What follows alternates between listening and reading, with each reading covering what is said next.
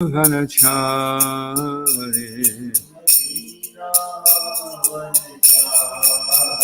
Jaya Radha Madhava Kunja Vihari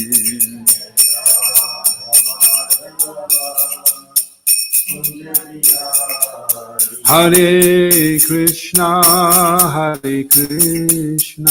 Krishna Krishna Hare Hare Hare Rama Rama Rama Hare Hare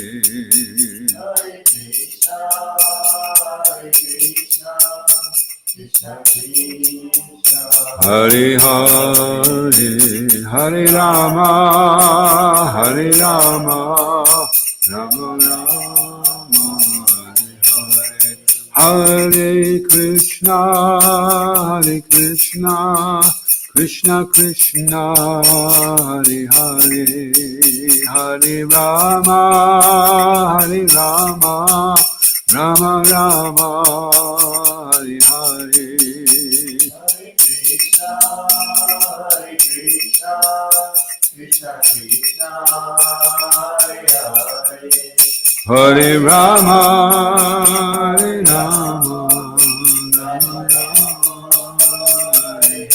Jaya Jaya Gurudev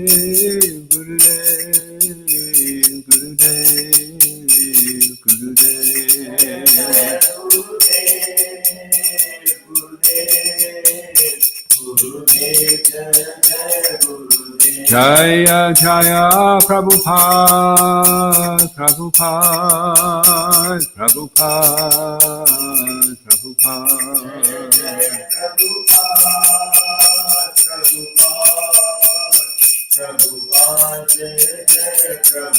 Jayo Kodanitai Mayapo Shashi Kodanitai Jaya Mayapo Shashi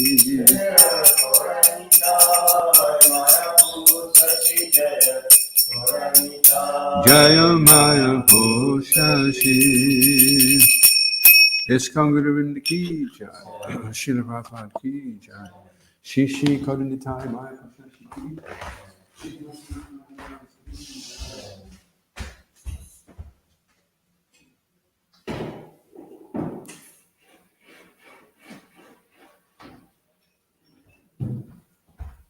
So reading, well actually this is the disappearance day.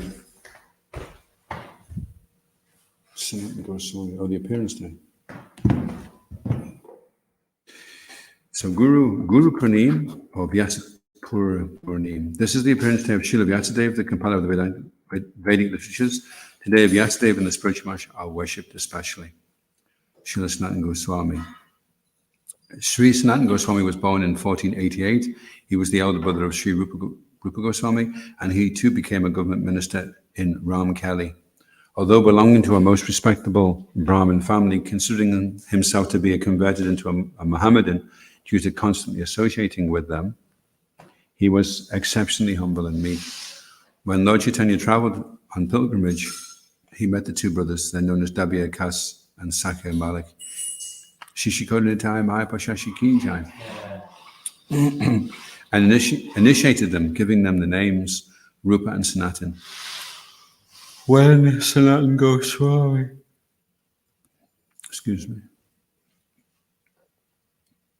when Sanatana decided to get free from government responsibilities, he served a notice of sickness to the Nawab.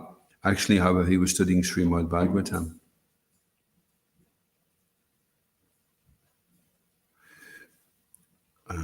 And with Brahmins at home. The Nawab received information of this through a royal physician and immediately went to see Sanatana Goswami to uncover his intentions.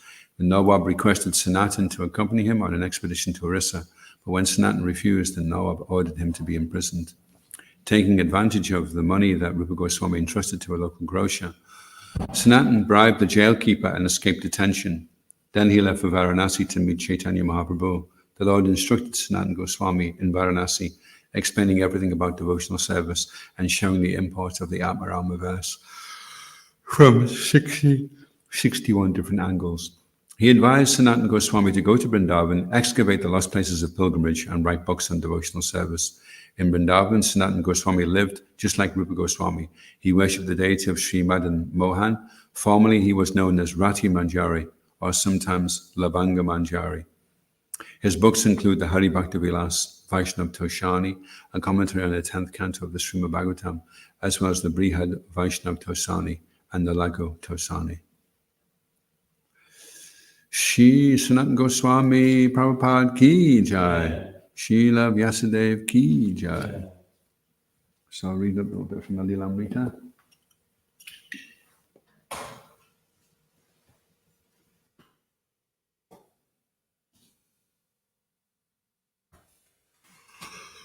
Oh yeah. This is still chant Hare Krishna and fight. At that time, the construction company was demanding that all past bills be paid before they would go on with work. But Srila Prabhupada said he wouldn't pay any more bills until the work was completed. Then all bills would be paid in full. Although some of the devotees were more inclined to pay the company right away, at least partially, so that the work would go on smoothly, Mr. Mohata at once appreciated Prabhupada's reasoning and began dealing with the construction company on that basis. He got results and Prabhupada was relieved. Thus, although Prabhupada was eager to retire fully, he did not feel he could remove himself from ISKCON management yet. Srila Prabhupada had no regular doctor. From time to time, a Kaviraj might show up to give a diagnosis and some medicine, but Prabhupada wouldn't take it very seriously. He didn't consider these Kaviraj as very qualified, and if the medicine tasted bitter or produced any bad effect, he would stop taking it. Everything was up to Krishna.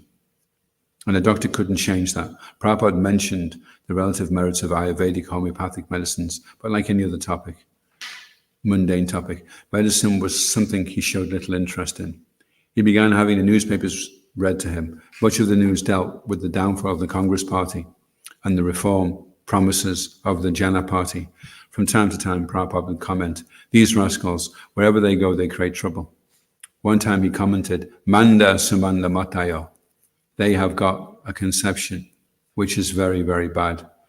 Their religious, social, and political conceptions are all condemned.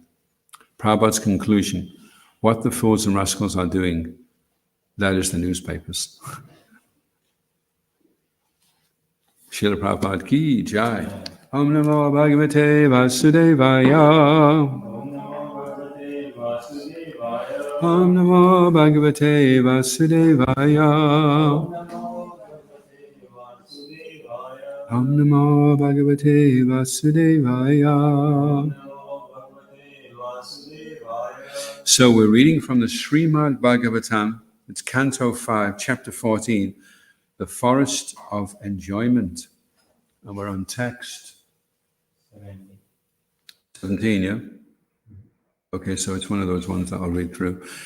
So I'll just read through this. Kadachin manoratopagata pitri pitamahadayasat sad iti swapna nivriti lakshanam anubhavati.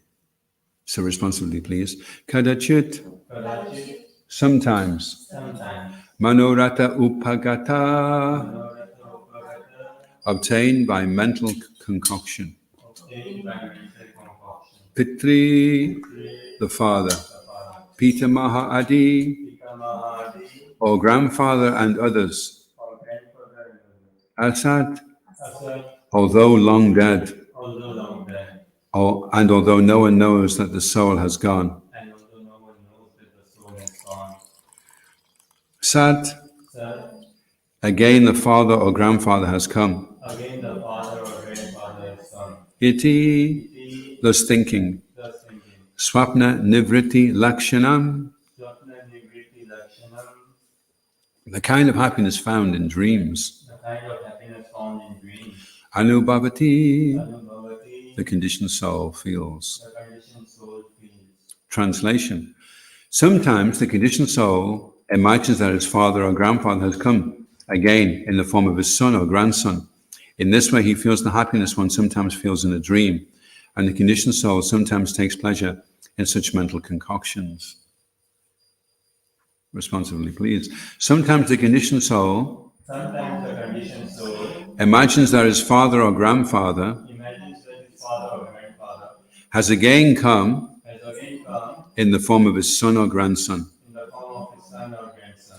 In this way, he feels the happiness In this way, he feels the happiness one sometimes feels in a dream. one sometimes feels in a dream.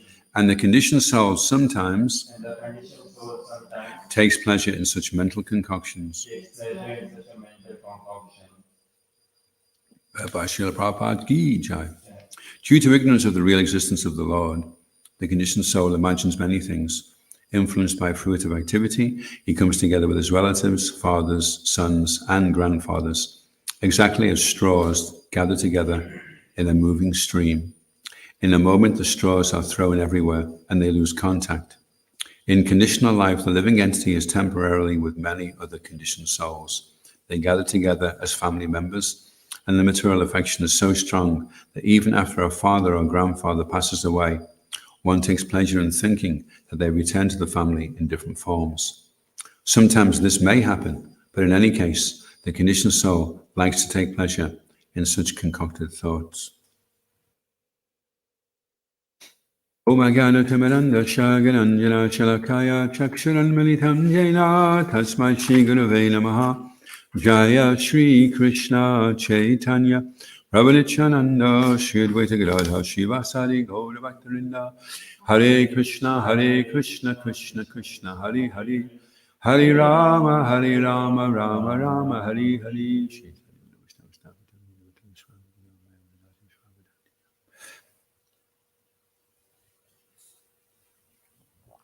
So, I'm sure we've all heard that, haven't we? That people have said, some people even say that my grandfather's come back as this dog. You ever had that? The dog coughs in the same way that the grandfather used to cough. Or maybe they catch the dog smoking a pipe or something anyway. But then they start thinking that the dog is the grandfather. Or I remember one person telling me a little bird, someone they loved had died, this little bird used to appear on their windowsill, and they thought the person had come back as a little bird. So they used to give it some breadcrumbs. So kind of sad, really, that we're in the material world. We don't really belong here, and we fall in love with people, and then those people go away, and then we become sad, and then we concoct ideas to try and make things seem nicer than they are. So if your happiness isn't based upon reality, then it's just, you can just choose which concoction you want, because the foundation of material life as well, nothing's really that real anyway. So whatever, as they say, whatever floats your boat, whatever makes you happy. If you want to see it like this and that makes you happy, then that's fine. It's not whether it's real anymore. That's no longer the consideration. Is it real? The consideration is, well, does it make you feel happy? Yeah, it makes me feel happy. Okay, so that's fine. And so just go with that. So it's like we had one lady here, she was very ill, and she had she had cancer, and the doctors said to her, "We'd like to give you some drugs," and she said, "I don't really want to take anything. At least I can stay clear, even though it's painful." And they said, no, you should take some drugs. You just tell us how you want to feel, and we'll give you the drug that will do that. So do you want to feel happy, or would you like to feel peaceful, or would you like to feel have like a big philosophical state of mind? You just tell us, and we know which drug to give you. So she was refusing all this. So it's just like what concocted idea do you want to have about life, so that you can pretend that it's not as bad as it is, or so that you don't. So maybe if you're afraid of death, they give you a drug so that you don't have to be afraid of death anymore. So these are all concocted ideas, and it's not going to help in the ultimate issue, because it's taking the person further away from reality. And the sad thing about reality is it doesn't go away. Some people have this idea that if I sleep longer and I have less of a day to deal with, I can spend more time dreaming and less time in the real world. Intoxication is like that as well, really. Intoxication is being awake in a dream as opposed to being asleep in the dream, but it's still not reality. So anyway, that's a major step for people in general, is that they decide, well, I think I want to get real. And that's what realization is all about, finding out what's real. And if you're intelligent, then you'll think, okay, well, I need to do this because if I'm not in the real world, if I'm living in an artificial world, then sooner or later it's going to become apparent. And then I'll suffer even more. Like the ostrich. The ostrich was being chased by a tiger, and it was running and running and running. And then the tiger was catching up with the ostrich, and the ostrich thought, this is not looking very good. And then the ostrich decided to put its head in the sand, and then it thought, wow, that's really good. There's no tiger anymore. And it was like, great. So that's okay for a few moments, but then the tiger catches up with the ostrich, and then it's not so good.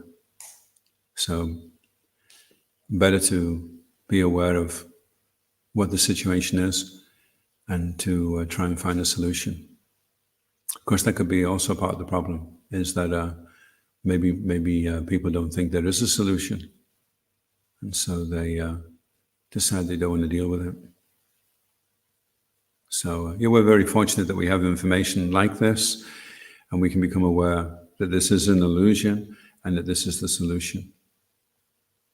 Due to ignorance of our real existence, we become influenced. So ignorance is it has the potency of covering over, so it covers over. And then later on, you may reflect and think, why did I do that? Why did I behave in that way? Well, at the time, you were covered in ignorance, that's why.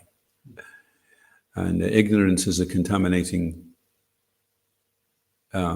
influence. It's something which can be washed. It can be washed away. Just like you can wash everything else away externally on the body. So also, the mind is also part of the body. It's a subtle part of the body. But that needs to be cleansed as well. I mean, who would like to walk around for years and years and years without having a bath? But if your mind is not being cleansed, then you could have a very smelly mind, a very unclean mind. So, of course, we have to become aware of that, and then we have to experience that as well. Like people can tell you about bathing, and you can say to other people, "I believe in bathing," and they're like, "Well, why don't you try having a bath?" No, it's okay. I believe in it, but I don't do it myself. So it's okay to believe that there's something spiritual, but then you're going to have to do something about it. You're going to have to cleanse the mind. And then you'll feel the benefit. It's not just, well, I believe this or I believe that. You experience the benefit of cleansing when you've had a nice, when you've just had a shower, you come out, you feel very fresh, and it's nice to have a shower just before you go to bed. It helps you to sleep much nicer. And first thing in the morning, as soon as you rise, again you shower, and it's puts you in a good state of mind for the day. So also with the mind, you can experience. It's not that you have to just believe something and think, well, I hope this is true, but if it's not, that's terrible, because I've given up sausages, and there's so many sausages now that I'm missing out on. And what if it's not really true, But you can experience it immediately.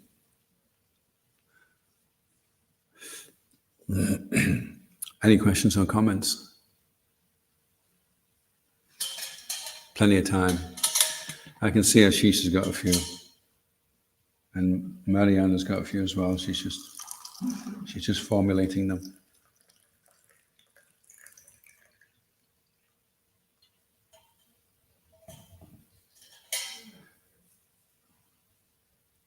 No question for now, Guru, but yeah, maybe towards the end.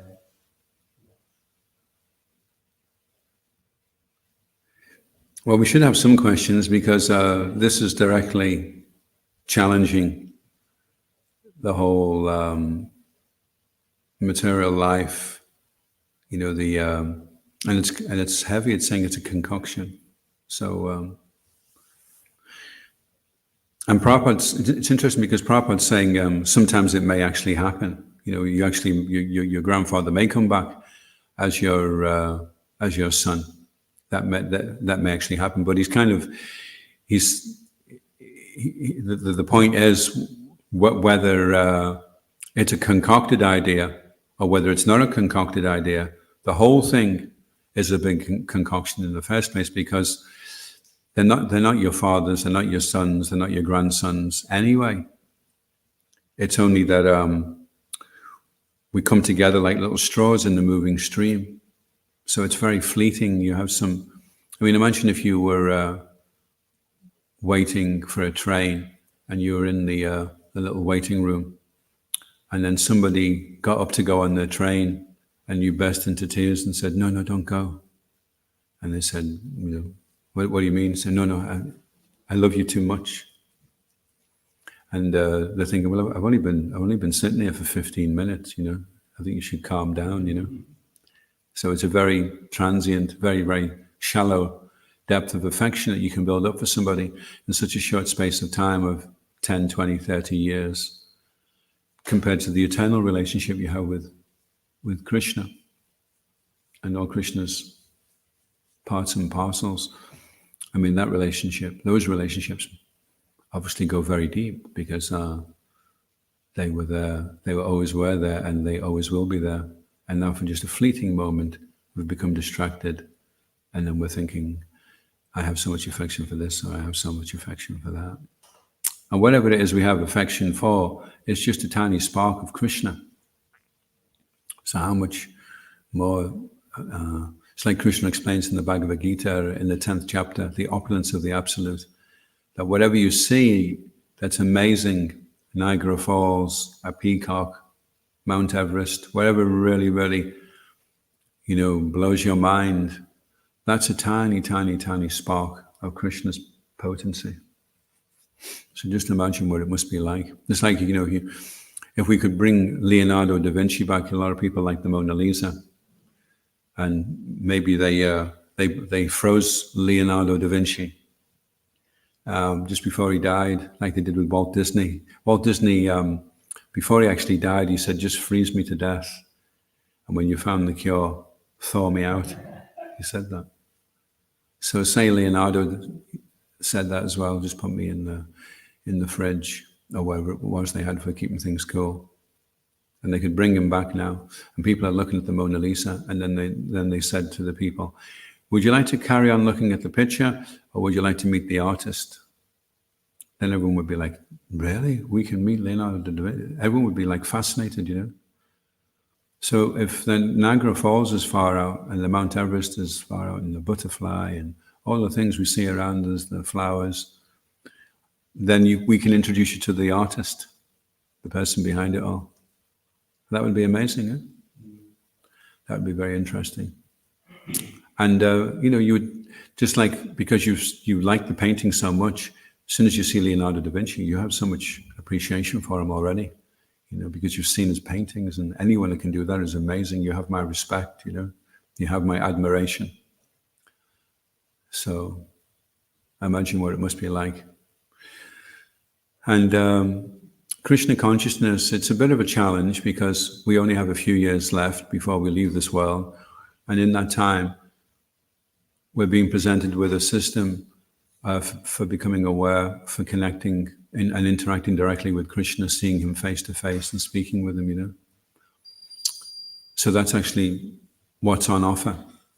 And we may decide halfway through, I don't think I can do this. It's too much for me. I you know, speak to God face to face. No, I could never do that. But that's what Prabhupada is saying. He's saying you can do it in this lifetime. And if you don't do it, then you have to come back. So you can can weigh up. Okay, shall I try and see God face to face, or am I going to come back again into another womb? The spine is bent like a bow, and the child is in so much pain in the womb, describes in the Bhagavatam, that it loses consciousness, and then it comes in, and there's so much pain it loses consciousness again, and then it comes squeezed out into the world, and then all the same thing again, back ABC, 1, 2, 3, back through school, adolescence, all the hassle, trying to find a job, trying to settle down with a partner, all that, you're going to have to go through all that again. Or you can just do this, see Krishna face to face, and then just go home. Any questions or comments? Yeah. Like the biggest, one of the things is attachment, because we are so attached, and comes out that our biggest attachment is our own ignorance. Yeah. It's like so attached with familiar connection and blood relations and bodily identity and that stuff. And our understanding of life is okay, life begins from 1970 and life ends at 2020, so along those lines. And whatever is in between is in between, and like my friends and family and relatives and all. We struggle to see the continuity in life, or as you mentioned, who is the real artist behind all this. So we have a relationship with everyone in this universe and beyond actually, but the source of that relationship is from Krishna. And if somehow or other we keep that understanding, that knowledge, that awakeness within us, then actually no one is such a different person, or we have that relationship with everyone. Yeah. No one is as such a stranger. Yeah. Yeah. Yeah. Everyone is the same, really. We all have the same needs. We all have the same feelings. We just express them in different ways, sometimes in very distorted ways. That's why when you understand yourself, then you understand everybody else. And if you understand Krishna, of course you can't fully understand Krishna, but if you partially understand Krishna, then you can understand yourself, and then you can understand everybody else. And other people will be able to see that you understand them, which is a very rare thing, actually. It's very rare that anyone really understands anybody, because everyone's too busy listening to their judgment of other people rather than actually listening to the person. They say it's the highest intelligence, the highest form of intelligence is to listen to somebody without evaluating them. So when a person feels like he's being listened to like that, then it may be the first time in their lives they've had that experience, But you can only do that if you do understand, if you do have some spiritual awareness, and then and that's really the beginning. The beginning of spiritual life is you meet somebody, and they stimulate your faith, and you trust them, and then you hear them, and then you change. You start changing. Otherwise, why would you change? Only because somebody shows you that this is possible, that you can do it because I'm doing it, so therefore it's possible. Outside, nobody in general is thinking it's possible to be able to give up material attachment, to give up ignorance. This is just the way it is, It's not possible to get free. And so people compromise. Maybe when they were young, they had some idea of being free. And then as they go on, they compromise in so many ways. And then, it's such a poor option if you compare what you're getting, what you're being offered in the human form of life, and then what you settle for instead. And for people, it quotes here we were just reading in the Prabhupada Leela Amrita, it's a famous verse, Pranalpayasab Sabya Kalo Yasmin Jigayintana Manda Samanda Matio Manda Bhagya Yupadruta says in the age of Kali man is short-lived, quarrelsome, lazy, misguided, and above all always disturbed. So it means for most people, the human form of life is problematic. It's too problematic for them. There's too much accountability. There's too many questions. It's going to take so long to try and work out the answers to all this. And so they lose the human form of life. Because if you don't want to find out the answers, then that means you want to stay in ignorance. And if you want to stay in ignorance, then the human form of life is not really suitable for that, because you'll always be bugged by questions. So if you just want to be in ignorance, then you can just be a dog or a cat or a tree. And then you just eat and mate and sleep and defend, and you don't have any questions.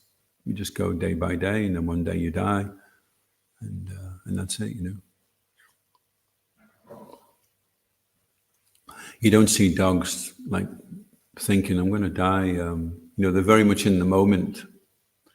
And that's how, and so people think, well, that's how I want to lead my life. I want to be like that. I just want to not worry about things and just go from one gratification of the senses to the next. Sometimes people even go further in the imagination that the child was born, was coming out and is actually demigod, or even actually they go on to the point that it's Supreme Lord himself come to our family, or in that sense. And the child is anything little bit outside of the ordinary. So like there's a girl actually in India, and she's very short-heighted since birth, very short-heighted but very high spirits and spirits. So, and she likes makeup a lot. And apparently, like as she was growing up, then people in the vicinity, the village, the town, and all, they started kind of a bit following her in a way, like worshipping or adoring her. That wow, she's something unique. She has got something in her. So much so that she was actually invited to America to participate in some talent show or some reality or some sort of show in that. And that people even go on speculating that she's a incarnation, or look at her this side and this side, and they try to squeeze in, see any positivity. This, what's wrong in saying this? If it's making her happy, it's making the family happy, and she's bringing more money and name and fame, and she's like, okay, I feel so blessed now. Had I had a say normal life, I would not have got this much of recognition or something. Now what I'm attaining. In a way, our ignorance knows no bounds. We can comfort in. Yeah, Einstein said that. He said, I'm not sure. He said, Shishikone time Apashashikija. Yeah. He said, I'm not sure whether the universe is unlimited. And I'm not sure whether people's stupidity is unlimited. He says, but I'm more inclined to think that people's stupidity is more unlimited than the universe. So the material nature is just trying to facilitate, really. What do you want? Okay, you don't want the human form of life, because you see, you get the human form of life without really choosing to, just by, hanging around as a tree and jumping around as a monkey. Sooner or later, eventually you end up back in the human form of life. It's not that you particularly chose it. It's like standing on an escalator. If you stand there long enough, eventually you end up on the top step. But you don't really, you're just kind of standing there in a kind of passive way. And just the way the material energy is moving everything is becoming evolved into higher and higher stages. And then suddenly you step off in the escalator. You'd stepped on as an ant, and now you're stepping off, and I'm a human. Where's my other legs gone? Oh, I'm a human now. Okay. Am I supposed to be looking for sugar? No, you're a human now. That's what ants do. You don't have to look for sugar. And then he may decide, well, I think I want to go back down. Actually, I was happier down there. So then you lose the human form. So material nature is okay. Well, if you don't want it, then we'll put you back in here, you know. And if you're demoniac, then you're cast down into various demoniac species of life, life after life, Krishna explains. So if you have a real attitude problem, if you're in prison and you have a real attitude problem, they put you in a straitjacket, they confine you. So if you have a real attitude problem, then the creation thinks, okay, well, we need to put him into something really restrictive because of because of his attitude, you know. So anyway, everyone is in one stage or another of learning that the topmost is to achieve pure love. Pure love. If you have pure love for God, then you have pure love for his creation, pure love for all his parts and parcels. So you can have pure love or you can have pure hate. You can completely hate everything and disconnect everything from having any meaning or any significance or any value. Everything just gets broken down into particles and chemicals, and all the magic and mystical aspect of existence is taken out. So who would want to do that? You know, why pride yourself on being able to take out all the magic of life and say, no, it's not magic. It's just that chemical bumping into that chemical, and then everything becomes reduced to this mundane, lifeless, meaningless existence. Many times devotees are kind of playing a bit church or commented that, oh, these practitioners, they live in hallucinations, whatever. They are escaping from the reality of life. That's escapism. It's so easy to escape, or you go and take shelter in a monastery. What have you got to do? You don't have to deal with the outside world. You don't have to deal with relations and take those precious and what do you know, the problems and hardships and this and that. Yeah. And they say, we are facing the reality head on, and you are kind of escaping. But who's escaping? Rather, devotees know the real reality, and they are doing the real bit. And out of their kindness, they are helping out people as well who are living in this concoction. They are exposing or bringing message of Srimad Bhagavatam, from which each and every verse can give enlightenment. Yes, so sometimes they have that. We need to be realistic. We need to live in the real world, and so then we would say, well, then it's a question of definition, isn't it? What is the real world? So they're saying, no, you listen to me. I'm telling you what the real world is, and we're saying, well, we don't accept you as an authority because of the way that you are, because of the character that you have. You know, I mean, when they do an experiment, they don't require that the experiment has to be of any character. You take a Bunsen burner, you put hydrogen in, you put oxygen in, but they never say you must be in a submissive state of mind to perceive the phenomenon properly. They don't ask. There's no requirement there. So they want to approach the external reality and disconnect themselves of having any responsibility to how you should be perceiving the external reality. Oh, you can light the Bunsen burner in any mood you like. You can just have a row with your wife and throw the cat under a steamroller. That's okay, as long as you get the Bunsen burner and you go like that, everything's okay. But according to the Vedic way of understanding reality, the very first thing you have to work on is your attitude, your consciousness is going to determine how you perceive what's going on around you in the world. So to be realistic, to see things in their true perspective, you have to come to the mode of goodness. If you're in the mode of ignorance, then you'll be very inconsiderate of other people. And then if you're in the mode of passion, you'll be very exploitative. In the mode of goodness, there's more sensitivity and consideration of the feelings and rights of others to live. So, you know, if you're If you won't eat certain things because you know the cruelty that's involved. So then you're coming up into the Bodhi goodness now. So you have a higher level of discrimination.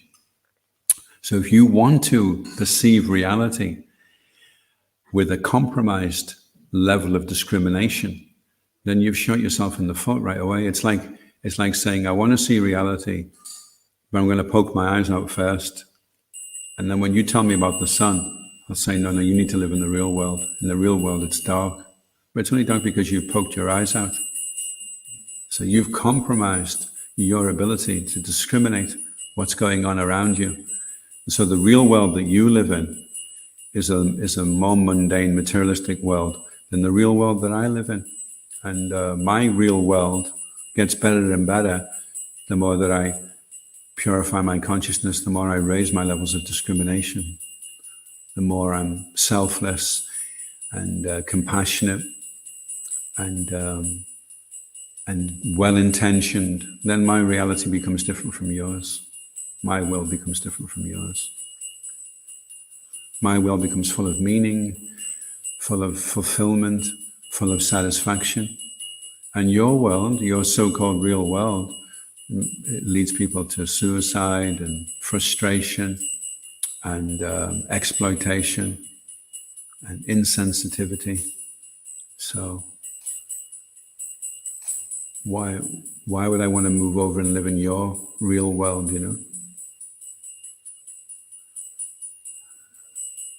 So yeah, so people will say like this, and in one sense it's not.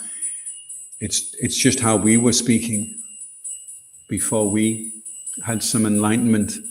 So we just understand that the best way to get through to people is through their hearts, not through their minds, you know. So if we develop good relationships with people, then they become more open to listen to what we're saying. So that's sometimes the easiest way to do it. It's like that with prasadam. A person can be very negative and very antagonistic towards Krishna consciousness, and then you give them some prasadam. I've had it happen to me so many times, and people have not really been interested, and they give you the book back. You say, okay, well, look, we're giving out these sweets today anyway. They're a pure vegetarian. They've been offered to Krishna. Why don't you have one of those? And then they take the sweet, and then they say, what is that book anyway? What is it all about? And they change, you know. So that's how you get through to people, through their hearts and through their stomachs. So prasadam is our secret weapon. So maybe one day we'll have helium balloons, and we can take Charnamrita, and we just float over everybody and spray them with Charnamrita, and then people will be transformed. There was one devotee had an idea that he wanted to put a Charnamrita in the reservoirs so that when people drink, they're getting Charnamrita. But then he was worried because they use the same water for showering and the same water for flushing the toilet, so that wouldn't be so good.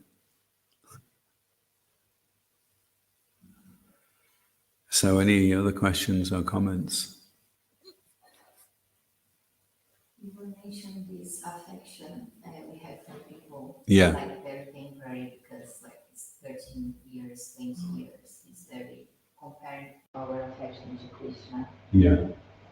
How can we transform the affection we have for people and see it like as How can we transform it?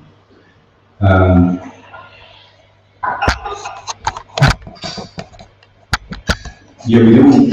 We purify the because the tendency is that we'll love people that look a certain way, people of our family, people of a certain inclination. If we're particularly into something and there are other people into that, then we love them on that basis. So what we want to do is upgrade our love so that the love becomes very broad and we can love everything. Like I'm not particularly fond of wasps because they sting you for no reason, and so I'm not keen on them. And I really like bees because they're kind of fluffy and they look cuddly, And I want to, if it was a bit bigger, I would give it a little stroke, because they look so nice. So that's just my affection based upon what is aesthetically appealing to me. So I could upgrade my affection and appreciation by admiring all things. Well, the wasp is very beautiful the way it's designed, and in its own way, it has its purpose to fulfill in the overall creation of what's going on around us. So its part to play is also important, although it may not be so appealing to me.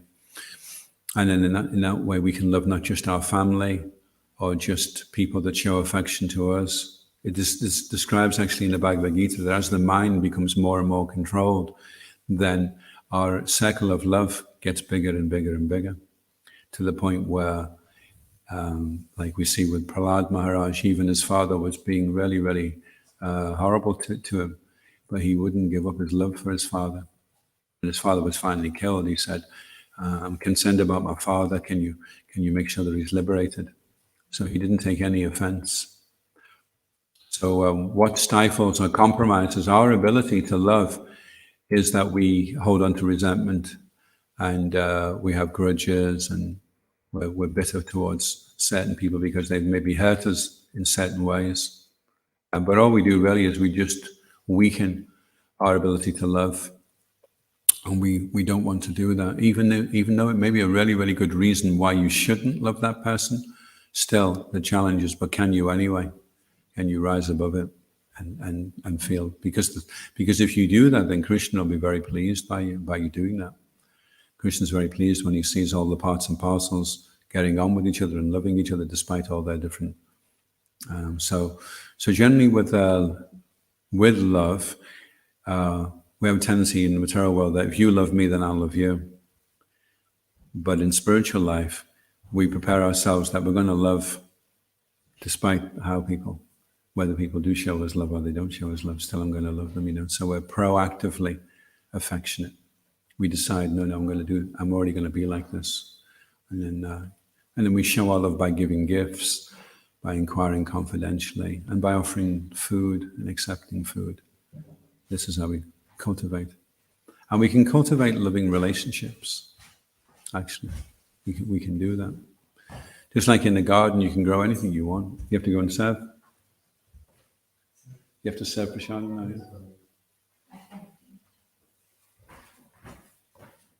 So our hearts are like that. They're gardens, and we can grow anything in them we can cultivate anything, They say the best flower is the rose. It gives off the most fragrance. So you could decide to plant roses in the garden, or you could decide to plant nettles, because nettles are easier to grow. It's harder to grow roses.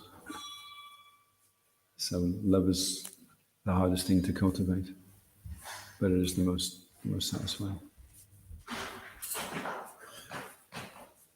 Any questions online? Does that answer your question? Yes. Because transforms. It's like because we know it's very temporary, but our mind cannot measure. I don't know. You know what I mean? Like you say, the love for Krishna is like eternal, and the love for someone else is just temporary. Yeah. And sometimes we can see it, we can see that's just temporary, even if it hurts us, or if we love someone or something and we cannot have it, or the person, anyways. But it's just temporary and it's gonna end. And sometimes you cannot see it immediately, and it takes longer and suffering and pain. Well, in the example of the waiting room, you're with the person for 15 minutes and then they get on a train and you get upset. So that would seem ridiculous. But you could also look at it that everyone in the waiting room's got amnesia. And so you only know the person for 15 minutes, but then you find out later on, you get some special therapy and you realize you've known the person for years. So then when you go back in the waiting room, you recognize everybody. Oh, that's such and such and that's such and such, because you understand who they really are, you see. So we have amnesia in the material world. So how much can you love somebody if you have amnesia? But if you can remember who they are, they're part and parcel of Krishna. and we're all eternally related, then the love can go much deeper. Then you don't see them according to their body, the physiognomy. You're looking into the soul, and you're convinced that everyone is divine because everyone is part and parcel. So therefore, everyone is lovable. Actually, everyone merits the worthiness of being loved because they're all part and parcel of Krishna. And you could say, well, I can't love him because he's so terrible, But that's not his failing, that's your failing from your side. And if you want to transform, then you would transform by becoming free from the ignorance. Because identifying with them as the body is limiting your ability to really appreciate and love them, If you didn't have that ignorance there, it's like Srila Prabhupada, if you listen to his memories, quite a lot of devotees experienced such a loving compassion that Srila Prabhupada had for them, like nobody else had ever had for them, And they very much felt that Srila Prabhupada could see them for who they were, not all the conditioning and the learning and all the attributes that they'd acquired to make them feel of some merit and some worth. Prabhupada wasn't interested in that at all. He saw them for who they really were, and then he really, really loved them, So you could say, how do we transform our love? By how do we clear it of all the ignorance? And then the love you experience won't just be for your mother or your father. It'll be for every living entity, And that's quite profound. They say that Srila Prabhupada, practically all the time there was tears in his eyes because he had so much love for everybody, And if he saw people wasting the human form of life, he would be upset. It wasn't like, oh, well, they're nothing to do with me. He saw some old men playing golf. And Prabhupada said, what are they doing? And they told him, and Prabhupada started crying. He said, what a waste of time. What a waste of the human form of life. Knocking a ball around in the field, trying to get it down the hole. So he could see what they were really capable of, what their real potential was, what they could really be doing with their human form of life, and they're wasting it knocking a ball around the field, So then he felt so sad. So if we have that type of love and compassion for all our family members and friends and everybody else, and even strangers that we meet, then that's when we really transform the love, or uncover really the love is actually there. It's just covered over. We're not directly aware of it, and sometimes you're not aware of it until the person dies untimely, and then suddenly you stumble across it and you think, wow, I didn't realize I had so much affection for them, So it's there all the time. Actually, we do have so much affection, but we're just not connecting with it. They call it emotional excavation. You have to dig down deeper to see that it's there, So it is there. Our original highest state of consciousness is one of pure love, of experiencing pure love and compassion for Krishna and all Krishna's parts and parcels. And we love all the parts and parcels because they're part and parcel of Krishna. And so that's it. ISKCON Guru Vrinda ki, Srila Prabhupada ki, Gaur Premanandi Hari Hari Bol. Gaur Bhakta Vrinda ki jai.